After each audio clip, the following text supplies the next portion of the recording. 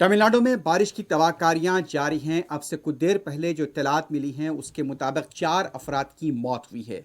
मजीद 2 दिनों के लिए तमिलनाडु के कई इलाकों के अंदर शदीद बारिश की पेशकशी की गई है। आज सुबह भी बाज़ इलाकों में बारिश देखी गई है। ये कई ऐसे इलाके हैं दारकूमत चेन्नई के जहां पर मकानात में पानी दाखिल हो चुका है। अभी तक वहां से पानी की निकासी नहीं हुई है। कई मुकामात पर गाड़ियां, टू व्हीलर्स वहां पर डूबी हुई देखी गई हैं।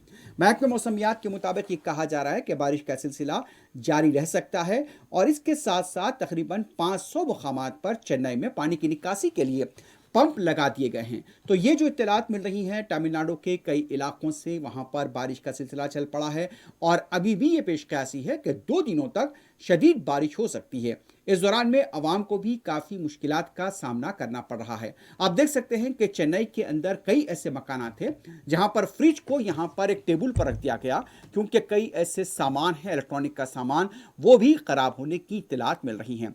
बरक़ी का निज़ाम भी मुतासिर हुआ है। मकानात में कहीं घुटनों तक भी पानी जमा देखा गया है। ज़रूरी अशिया जो भी इस्तेमाल में आती थी मकानात के अंदर, वो भी मुतासिर हुई हैं।